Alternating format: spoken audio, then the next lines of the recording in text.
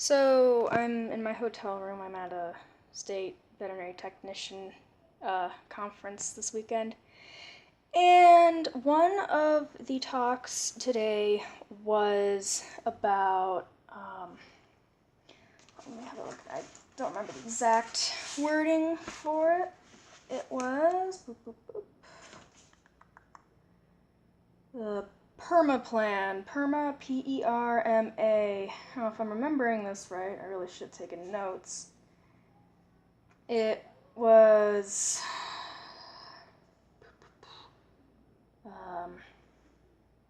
positive emotion.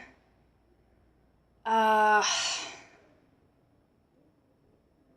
think it was environment. No, gosh, no. You know what? I don't even remember. You could easily look it up though. PERMA. And it was just talk about well-being. And what the speaker asked us to do was to write something positive that happened to us within the last 24 hours. And, well, the obvious thing to me was I woke up alive. And the speaker asked us to share our positive thing with the people sitting next to us. And yeah, one of the other technicians at the table, I guess we were kind of on the same mindset. So the positive thing that happened to her in the last 24 hours was her cat woke up alive. She has a sick kitty. And I just smiled at her and I said, it's the little things. And it really is the little things in life. I've been wanting to do something like this for a while. I do a lot about my cat Nigel and my horses and my chickens, but I have this thing that I say, and it's, you can pave a meadow and flowers will still find a way to grow. And it's true. It's the resilience in every living thing that makes life what it is, makes it so beautiful, and makes it so worth living. And it's in every single one of us. And a lot of people lose sight of it. It's so easy to focus on the negative. I mean, that's unfortunately what we see a lot in media, whether it's news media, social media, advertisements. They focus on the negative, and it's a scare tactic, really.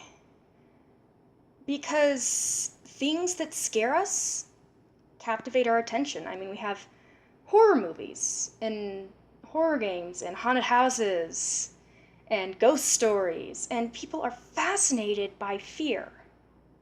Now, I'm not saying that's a bad thing. Fear, in certain levels, is healthy. It's what keeps us alive.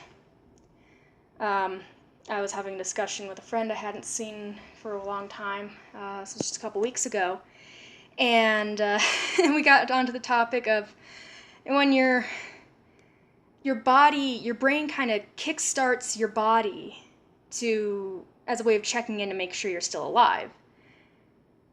And that is actually kind of a level of fear itself. And it's a natural thing, and it's vital to survival. But we shouldn't be consumed by fear. If we are consumed by fear, then we can't thrive. It's, we are the flowers of the meadow.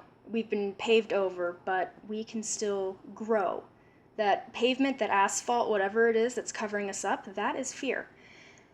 And we can overcome it ourselves, maybe not alone, but we're certainly capable of overcoming it. It is possible for everyone. At least, I believe so. But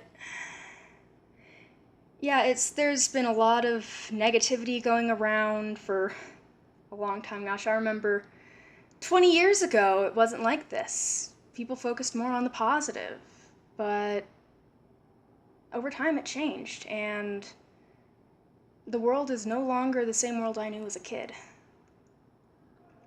But that doesn't mean that that world is gone. It's still inside of me.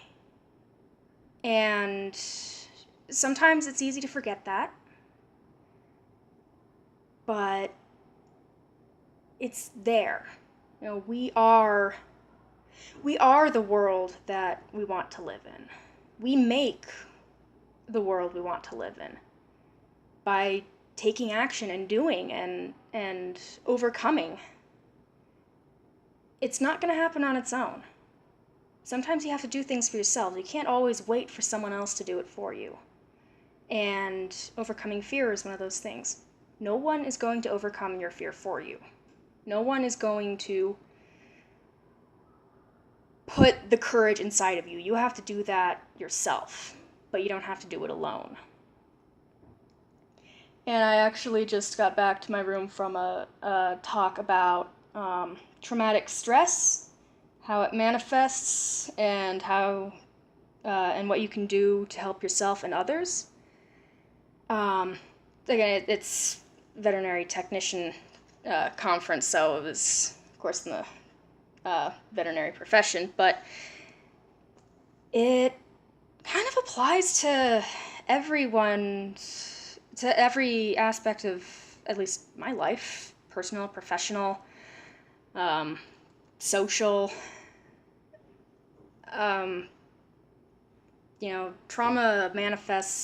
Trauma can be derived from all sorts of things.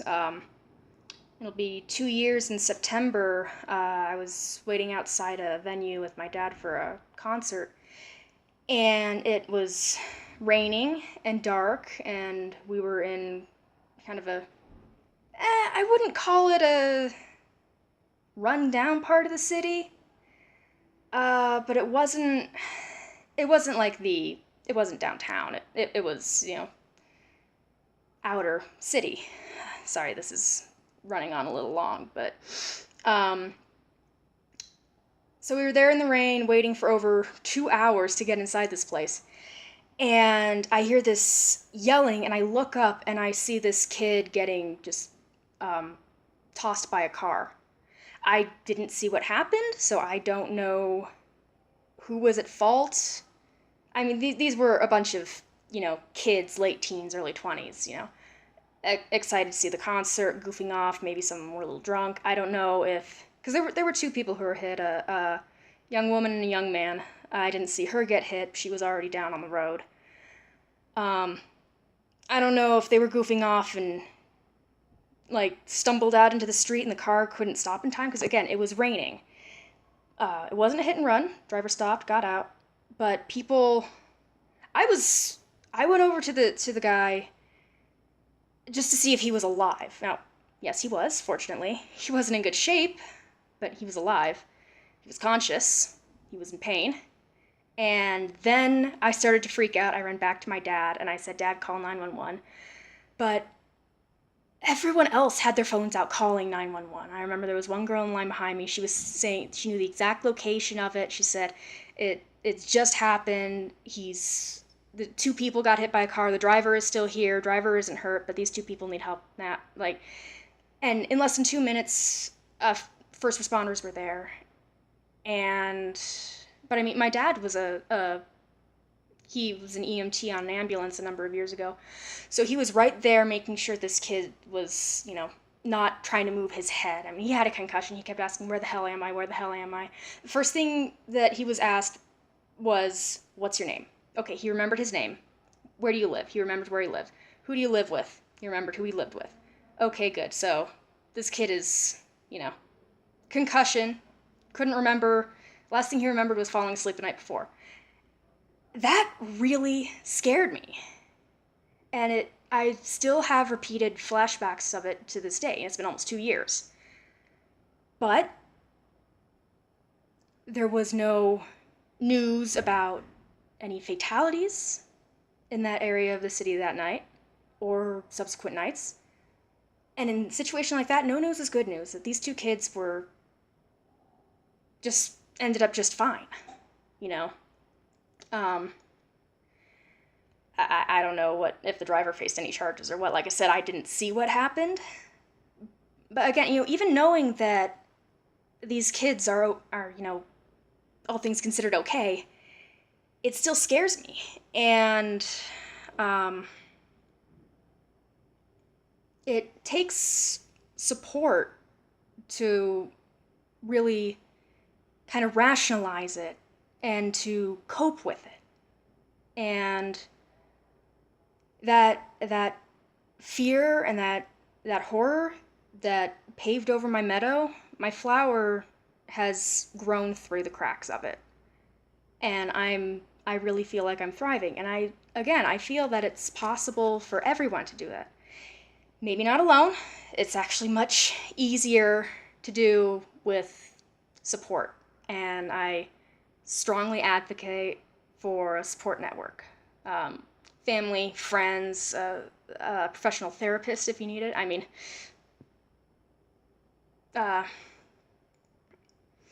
I'm totally comfortable saying it. I have been seeing a professional therapist for a number of years, psychiatrist, and uh, I trust this person completely, and they have given me so many options and coping mechanisms and methods to deal with fear and stress that happens in life. And my job as a veterinary technician, I sometimes see really awful cases. Um, and euthanasia is a probably one of the most common traumas in the veterinary profession. And it causes a lot of compassion fatigue and burnout, which are the end stages of traumatic stress. But it doesn't have to get that far. If you can recognize it, that you have been through a traumatic event, whether personally or secondhand, like on the news or something, or someone tells you about it, it's possible to cope with it before it escalates. And I mean, it technically, watching those kids get hit by the car ended up being post-traumatic stress for me. I do have PTSD from it. But it's not like shell shock, because I had support, and I've been able to rationalize it, and I've been able to see the silver lining in it, that I'm actually stronger for it. Doesn't mean it doesn't still get to me. It very much absolutely does. It's sometimes even hard to talk about it. But again, going back to the start of this, it's the small things in life, the little things. I have another thing that I say a lot is, every day that I'm still alive is a great day to be alive. Because the day that I die, that's the day that it's not great to be alive. So I'm not saying that everything is sunshine and rainbows and happiness, yada, yada, yada. It's okay to be optimistic, but you have to be realistic. There may be storms here, but remember that there's sunshine and rainbows somewhere else. Sorry for quoting, is it Katy Perry, but after a hurricane comes a rainbow. Well, that's not technically true. If you look at, recovery from all the literal hurricanes that we've had, I'm thinking back to Katrina, or what happened around Texas last year with all the flooding. People came together and overcame it and became stronger for it. And we, as a species, become stronger after experiencing pain and trauma. If we are able to cope with it, it makes us stronger for it.